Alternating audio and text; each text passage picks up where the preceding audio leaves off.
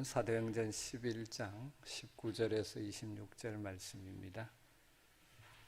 사도행전 11장 19절에서 26절.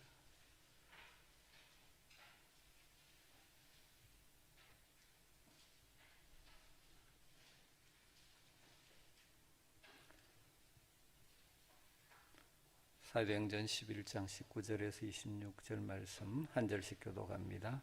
그때에 스데반의 일로 일어난 환란으로 말미암아 흩어진 자들이 베니게와 구브로와 안디옥까지 이르러 유대인에게만 말씀을 전하는데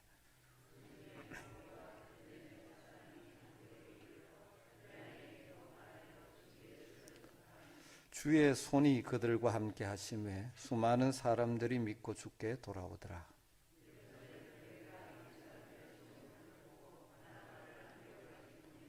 그가 이르러 하나님의 은혜를 보고 기뻐하여 모든 사람에게 굳건한 마음으로 주와 함께 머물러 있으라 권하니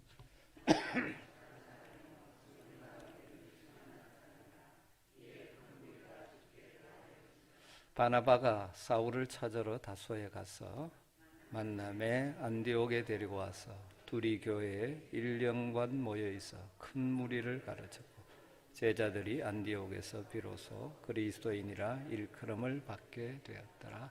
아멘. 40이 넘어가면 자기 얼굴에 자기가 책임을 져야 한다, 그런 말이 있죠. 그러니까 우리의 모습이 어떻게 보이느냐 하는 것 참 중요한 부분이 하나죠. 어떤 목사님이 택시를 타고 가면서 운전기사에게 이렇게 물었답니다. 제가 무엇하는 사람 같습니까?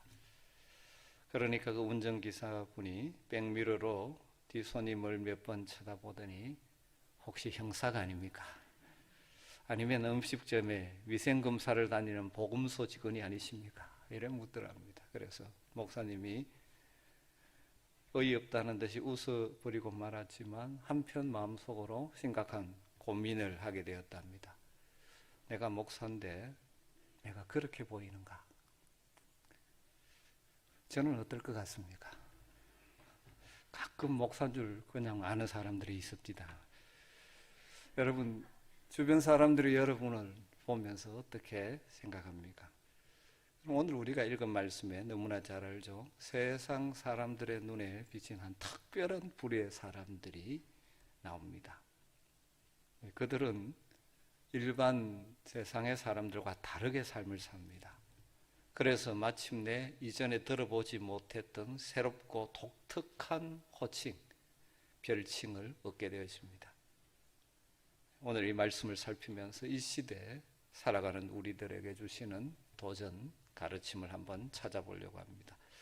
우리가 오늘 말씀에서 집중해서 보려고 하는 것은 바로 안디옥 교회 교인들이 주변 세상 사람들로부터 처음으로 그리스도인이라는 이름을 받게 되었다는 것이죠.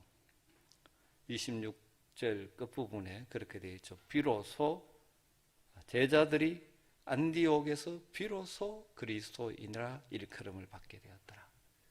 그리스도인이란 말은 헬라어로 크리스티안루스라는 말인데 그리스도를 따르는 사람, 그리스도를 닮은 사람 혹은 작은 그리스도, 그 의미를 가진 용어죠. 이 용어는 아마 지금도 그렇지만 그때도 두 부류의 사람에 의해서 다른 의미로 사용되었을 것입니다. 첫 번째는 기독교에 대하여 거부감을 지니고 있거나 기독교를 싫어하고 경멸한 사람들이 그리스도를 믿는 교인들을 비하하는 의미에서 그리스도인이라고 불렀을 것입니다. 또 반대의 긍정적인 의미도 있습니다. 그리스도를 믿는 교인들에 대한 그들이 뭔가 다르게 사는 것 때문에 경외심의 표시로 이 호칭을 사용했을 수도 있습니다.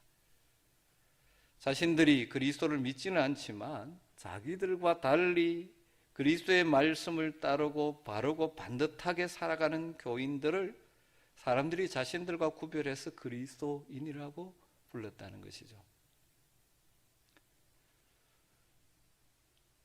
안디옥 사람들의 전자의 의미, 다르게 말하면 부정적 의미로 안디옥 교회 성도들을 그리스도인이라고 불렀다고 해석하는 사람들이 참 많습니다. 여러분 그렇게 많이 들어보셨을 것입니다. 그래서 우리 이 시대 예수쟁이 같은 표현이다, 그렇게 생각을 하는 경우가 있습니다. 그렇지만 저는 본문을 보면서 안디옥 사람들이 안디옥 교회 교인들을 전자, 그러니까 부정적인 의미의 그리스도인이라고 부르는 사람들도 물론 있었겠지만 어떤 의미에서 오늘 본문에서는 주로 후자의 의미, 긍정적인 의미의 별칭으로 안디옥 교회 교인들을 그리스도인이라고 붙여 주었다고 생각합니다. 왜냐하면 본문의 흐름을 보면 사도행전의 기록자인 누가가 이 그리스도인이라는 용어를 부정적인 의미로 사용하지 않는 것 같습니다. 아니 오히려 제자들이 비로소 그리스도인의 일컬음을 받게 되었다, 이렇게 표현하고 있습니다. 굉장히 어떻게 보면 감격적인 증언인 것처럼 드디어 그런 칭호를 얻었다, 이런 의미로 다가오죠. 우리말에 비로소라고 번역된 단어가 헬라어로 프로톤이라는 단어인데 최초로, 처음으로, 그런 뜻입니다. 사도행전 기록자인 누가가 이 본문을 통해서 주님을 믿는 교인들이 최초로 그리스도인이라고, 그리스도를 따르는 자들이라고, 그리스도를 닮은 자들이라고 불린 것이 안디옥 교회라는 사실을 어떤 의미에서 굉장히 긍정적으로 자랑스럽게 표현하고 있는 것이죠. 이것은 안디옥 교회 교인들이 그만큼 하나님을, 주님을 믿지 않는 자들과 구별되는 삶을 살았다는 것을 의미하는 것이죠. 우리가 살고 있는 이 시대 한국 땅에는 교회만 출석하면 우리가 그리스도인이라고 불러줍니다. 그리고 많은 소위 그리스도인들이 삶의 현장에서 그리스도인답게 살지 못해서 부정적인 의미의 예수쟁이라고 불리는 안타까운 현실을 우리가 맞이하고 있지 않습니까? 이런 시대를 살아가는 우리들이, 이 시대 성도인 우리들이 오늘 이 말씀을 통해서 다시 한번 우리의 모습을 재점검하고 바꿀 수 있으면 좋겠습니다. 왜 안디옥의 사람들이 안디옥 교회 교인들을 그리스도인이라고 불렀겠습니까? 그들이 어떤 삶과 어떤 모습으로 살았기에 그 사람들이 교인들을 크리스티아노스, 그리스도를 따르는 사람, 그리스도를 닮은 사람이라고 불렀겠습니까? 오늘은 한 두 가지 문맥 속에서 의미를 찾아보려고 합니다. 첫 번째로 생각하게 되는 것은 고난의 환경임에도 불구하고 그것을 뛰어넘어서 당당하게 살아가는 그들의 모습이 아마 엄청난 도전이 되었으리라고 생각되어집니다. 여러분, 그리스도인은 어떤 의미에서 그리스도를 위하여 고난을 받는 사람입니다. 안디옥 교회가 세워지게 된 배경을 오늘 말씀을 아주 간단하게 표현하고 있는데 우리는 여기에서 그들이 그리스도인이라고 불린 첫 번째 요소를 짐작해 볼 수 있습니다. 어떻게 안디옥 교회가 시작됐습니까? 19절에 보면 그때에 스데반의 일로 일어난 환란으로 말미암아 흩어진 자들이, 이렇게 시작됩니다. 안디옥 교회는 바로 이들로부터 시작되었습니다. 스데반의 순교로 촉발된 예루살렘에서 유대교에 의한 대박해 때문에 거기에 예루살렘에 살 수 없어서 피해 흩어진 자들이 오다 보니 안디옥에 이르러 교회를 세운 것이죠. 여러분, 이들이 왜 고향 땅, 그들의 삶의 터전이 있던 예루살렘을 떠나 흩어져서 이곳 안디옥까지 오게 되었습니까? 고향 땅이 살기 지겨워서 떠난 자들이 아닙니다. 시골에서 서울 가듯이 청운의 꿈을 안고 미래를 생각하면서 떠나온 자들이 아닙니다. 믿음 때문에 목숨 건지기 위해서 할 수 없이 도망치다시피 고향을 떠나온 사람들입니다. 우리식으로 표현하면 집도 논밭도 가구도 재산도 다 버려두고 떠나온 사람들입니다. 어쩔 수 없이. 그러니 떠나온 이유는 오직 한 가지죠. 믿음 때문입니다. 예수를 믿는다는 것 때문에. 그런데 그 초대교회에 흩어진 이들이 어떻게 했다고 말합니까? 19절을 보면 뒷부분에 안디옥에 이르러서 도를 유대인에게만 전하는데 20절에 주 예수를 전파하니, 여러분 한번 상상해 보십시오. 이 고향을 떠나서 흩어져서 박해 때문에 다른 지역으로 옮겨왔는 이 모습, 이 사람들이 외형적으로 어떤 화려한 모습을 가지고 있겠습니까? 재산 가지고 올 수 있는 것 뭐 겨우 챙겨서 떠나왔을 것 아닙니까? 어떻게 보면 외형적으로는 초라하기 짝이 없습니다. 인간적으로 보면 불행해 보일 수도 있습니다. 그런데 그들이 이곳에 와서 아주 당당하게 살아갑니다. 그들의 신앙을 전하면서 살아갑니다. 여러분, 안디옥이라는 도시가 어떤 도시인지 아십니까? 역사가들의 기록에 따르면 이 사도행전 당시 한 50만이 살던 대도시입니다. 로마 제국에서 로마, 그리고 북아프리카에 있는 이집트에 있는 알렉산드리아, 그리고 세 번째 도시가 수리아, 안디옥입니다. 그러니까 로마 제국의 3대 도시입니다. 그런 곳에 조그만 시골 같은 팔레스틴 땅에서 온 자들이, 그것도 박해를 피해서 도망하다시피 온 자들, 어쩌면 거기서 제대로 아직 번번한 시급조차 가지지 못한 자들이 당당하게 그들이 믿는 복음을 전하는 것입니다. 이런 그들의 모습을 바라보는 안디옥의 사람들이 이들은 무엇인가 우리와 다른 삶을 산다라는 것을 생각하게 된 것이죠. 비록 환난이 있고 어려움이 있지만 그것 때문에 주저앉거나 낭망하거나 원망하지 않고 당당하게 살아가는 것입니다. 이것이 많은 사람들에게 도전이 되는 그리스도인의 모습이지 않습니까? 종종 우리는 예수를 믿으면 모든 일이 잘 돼야 된다고 생각합니다. 그게 복 받는 일이라고 생각합니다. 물론 하나님께서 그렇게 복을 주실 때도 있습니다. 그러나 비록 어렵지만 그 속에서 믿음으로 산다는 것의 가치를 알기 때문에 결코 기죽지 않고 낭망하지 않고 당당하게 살아가는 것. 나 같으면 저런 상황이라면 울고불고 인생을 포기했을 텐데 찬송하며 기뻐하며 살아가는 것. 여러분, 우리는 그러한 삶을 살 수 있는 자들이지 않습니까? 왜 그렇습니까? 우리는 이 땅의 모든 것들을 하나님의 관점에서 볼 수 있기 때문입니다. 하나님의 관점에서 우리가 살고 있는 처지와 환경을 볼 수 있기 때문입니다. 아마 이들도 처음에는 흩어지면서 혼란스러웠겠죠.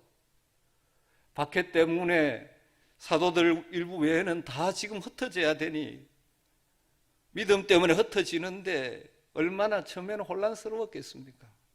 아마 처음에는 그런 생각도 했겠죠. 하나님, 왜 우리로 하여금 이런 상황에 처하게 하셨습니까? 그런 질문도 했을 것입니다. 그리고 안디옥까지 이릅니다. 그러면서 그들이 하나님께 질문을 던지게 됐겠죠. 우리를 이 상황에 처하게 하시고 여기까지 오게 하셨는데 왜 그러셨습니까? 우리의 삶을 향한 하나님의 뜻은 무엇입니까? 그러면서 그것을 깨닫게 되는 것이죠. 우리를 흩어놓으신 이유 중에 하나는 이곳에서 복음을 전하라는 것이다. 여러분, 이게 중요합니다.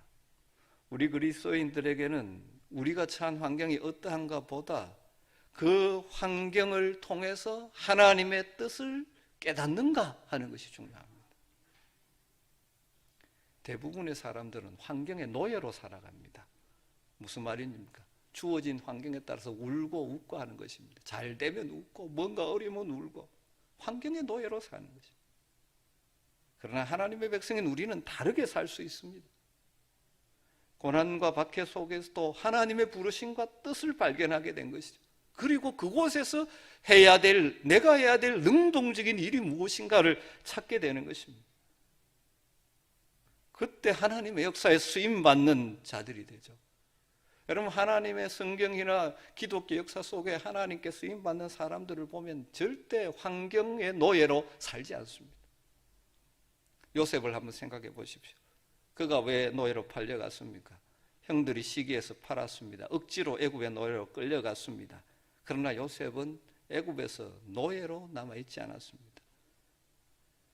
그는 말했죠. 형들이 나를 판 것이 아니요 하나님께서 많은 사람의 생명을 구원하시려고 나를 형들 앞서 보내셨습니다. 그래서 그곳에서 무슨 삶을 삽니까? 부름받은 삶을 사는 것입니다. 하나님이 나를 여기에 보내신 것이 무엇인지를 묻고 깨닫고 거기에서 환경에 지배받고 사는 것이 아니라 부름받은 삶을 사는 것입니다. 애굽에 올 때는 억지로 노예로 끌려왔지만 애굽에 와서 생활할 때는 자발적으로 삽니다. 능동적으로 삽니다. 하나님이 왜 내게 이런 환경을 주셨는가 묵상하는 가운데 보디발의 집에서 어떻게 합니까? 최선을 다해서 합니다. 감옥에서도 어떻게 삽니까? 인정받을 정도로 최선을 다해서. 시간이 흐른 후에 하나님의 때가 되니까 하나님의 구원 역사에 수임받는 것 아닙니까? 이 사도행전에 흩어진 자들도 마찬가지입니다. 그들의 이름도 남기지 않았습니다. 성경은 그냥 흩어진 자들이라고 말합니다. 억지로 쫓겨난 자들입니다. 아마 안디옥에서 제대로 된 직업도 아직 가지고 있지 못할지도 모릅니다. 그렇다고 해서 고개를 숙이고 죽지 못해 살듯이 살지 않습니다. 오히려 그곳에서 자신들에게 주어진 사명을 발견하고 당당하게 살아가는 것이죠. 이런 모습이 안디옥 사람들에게 충격적으로 다가왔지 않겠습니까? 사랑하는 성도 여러분, 우리는 그리스도인입니다. 그리스도를 따르는 자들입니다. 하나님의 소유된 백성입니다. 주님께 속한 자들입니다. 비록 우리가 처한 현실이나 환경이 어렵더라도 그것 때문에 낭망하거나 주저앉아 있지 말아야 합니다. 처음에는 혼란스럽겠죠. 힘들겠죠. 그러나 거기에 머물러서는 안 됩니다. 그 가운데서 역사하시는 하나님을 신뢰하면서 내가 처한 상황 속에 하나님의 뜻을 찾으며 겸손하지만 당당하게 현실을 헤쳐나가는 것입니다. 이것이 이 땅을 사는 그리스도인입니다. 왜 우리가 그리스도인이라고 하면서 삶의 현장에서 주변 사람들에게 부정적인 평가를 받습니까? 하나님을 모르는 세상 사람들과 똑같이 환경의 노예로 살기 때문이지 않습니까? 그들과 똑같이 조금만 힘들면 불평하고 원망하고 낙심하고 주저앉아버려. 살아계신 하나님을 믿는다는 것을 전혀 삶으로 보여주지 못하기 때문 아닙니까? 그리고 어쩌면 이 땅의 부여와 풍요를 얻기 위해 하나님을 모르는 그 사람들과 동일한 방식으로 똑같이 욕심을 따라 살아가기 때문에 그들에게 다른 모습을 보여주지 못하기 때문은 아닙니까? 여러분, 우리는 그리스도인입니다. 혹시 이 가운데도 힘든 환경과 분투하며 살고 계시는 분들도 계시죠? 그러나 그 모든 환경을 하나님 중심으로 바라볼 수 있게 되기를 주님으로 축복합니다. 이 흩어진 자들이 엄청난 고난이 있었지만 그것에 좌절하지 않고 원망하지 않습니다. 환경을 뛰어넘어 그곳에서 자신의 사명을 발견하고 능동적으로 부름받은 자로 당당하게 복음을 전하며 살아갑니다. 여러분, 우리 그리스도인들은 환경에 끌려 살아가는 노예가 아니라 환경을 뛰어넘어 소명을 이루는 삶을 살아야 하는 것입니다. 이게 그리스도인입니다. 두 번째로 연결되는 내용이지만 이들이 그리스도인이라고 불린 이유가 무엇일까요? 어떤 상황에서도 복음을 전하는 삶을 살았기 때문입니다. 그리스도인이 어떤 자입니까? 그리스도를 전하는 자가 그리스도인입니다.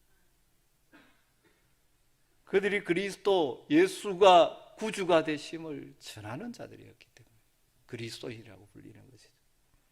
흩어진 자들이 안디옥에 정착하면서 교회를 이루었습니다. 그들이 그리스도인이라는 별칭을 얻게 된 그들의 주된 행적과 역할이 바로 이것이죠. 19절부터 보면 그때 스데반의 일로 일어난 환란으로 말미암아 흩어진 자들이 베니게와 구브로와 안디옥까지 이르러 유대인에게만 말씀을 전하는데 그 중에 구브로와 구레네 몇 사람이 안디옥에 이르러 헬라인에게도 말하여 주 예수를 전파하니 주의 손이 그들과 함께 하심에 수많은 사람들이 믿고 주께 돌아오더라. 그들이 안디옥에서 한 일이 무엇입니까? 주 예수를 전파하는 것입니다. 예수 그리스도를 믿는 믿음 때문에 고향을 떠나 흩어진 사람들 중 일부가 안디옥에 왔습니다. 낯선 타지에 와서 정착해야 되는 그들에게 그들의 삶도 무척 힘들고 팍팍했을 것입니다. 하지만 그들은 단순히 땅에 매여 사는 자들이 아니었죠. 그들은 그렇기 때문에 왜 하나님께서 우리를 안디옥에 오게 하셨는지를 생각했을 것입니다. 그리고 그 당대 3대 로마 제국의 3대 도시인 안디옥에서 거기에 자리 잡게 하신 하나님의 계획이 무엇인지 그들이 깨닫게 되는 것이죠.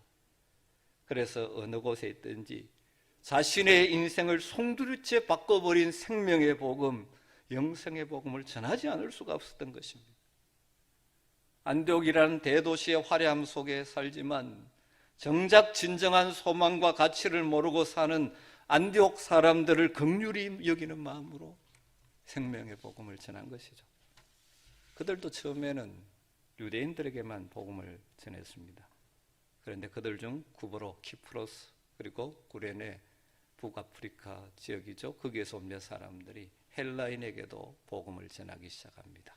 그때 주의 손이 그들과 함께 하셨다고 성경은 기록합니다. 그것이 구체적으로 어떻게 나타난지는 나오지 않지만 그들이 그렇게 복음을 전할 때 주의 손이 함께 하심으로 말미암아 그들이 복음을 받아들이고 주님께로 돌아오는 자들이 많아졌습니다. 그러면서 안디옥 교회 교인들은 바로 이것이 하나님이 우리를 흩어지게 하시고 안디옥에 오게 한 하나님의 뜻임을 더 깊이 확신했던 것이죠. 여러분, 그런 의미에서 그리스도인이라는 말 속에는 뭐가 담겨 있습니까? 그리스도를 전하는 자, 그리스도인, 그리스도를 전파하는 자라는 의미가 담겨 있는 것이죠. 다르게 말하면 그리스도를 전파하는 자가 진정한 그리스도인이라는 것이죠. 여러분은 어떻습니까? 여러분은 그리스도인다운 그리스도인이십니까? 평생 교회에 왔다 갔다 하지만 그리스도의 복음을 전하는 일을 하고 있지 않다면 진정한 그리스도인은 아닐지 모릅니다. 그것을 전하는 방법이나 전략은 시대와 문화에 따라 달라질 수 있지만 그리스도의 복음을 전하는 일을 하지 않는 성도는 그리스도인이 아니죠.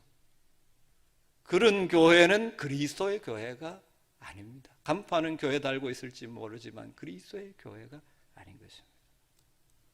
그렇기 때문에 이 시대 그리스도인이라고 불려지는 우리들에게 복음을 전하는 것, 그리스도를 전하는 것은 선택이 아니고 필수 사항인 것입니다. 복음 전하는 것이 꼭 말로만 하는 것이 아니죠. 말로 전해야 된과 동시에 나의 모든 삶이 그리스도를 닮아갈 때, 우리의 언행을 통하여 그리스도가 나타날 때 우리는 예수 그리스도를 따르는 그리스도인이 다운 그리스도인이 되는 것입니다. 저는 오늘 예배에 참석한 모든 성도님들이 이름만 그리스도인이 아니라 명실상부한 그리스도인들이 되기를 간절히 주님으로 축복합니다. 환경의 노예가 아니라 환경을 뛰어넘어 하나님의 부르심을 따라 살아가는 겸손하면서도 당당한 삶을 살아가는 여러분 되시기를 주님으로 축복합니다. 그리고 우리의 말과 삶을 통해 그리스도를 드러내고 전하는 그리스도의 사람이 되시기를 주님으로 축복합니다. 그렇게 살 때 주님의 손이 우리와 함께 하는 것을 맛보게 되는 복을 누리게 될 것입니다. 안디옥 교회 성도들이 그리스도인으로 살아갈 때 주의 손이 그들과 함께 하셨습니다. 이런 은혜가 저와 여러분에게 있게 되기를 주님으로 축복합니다.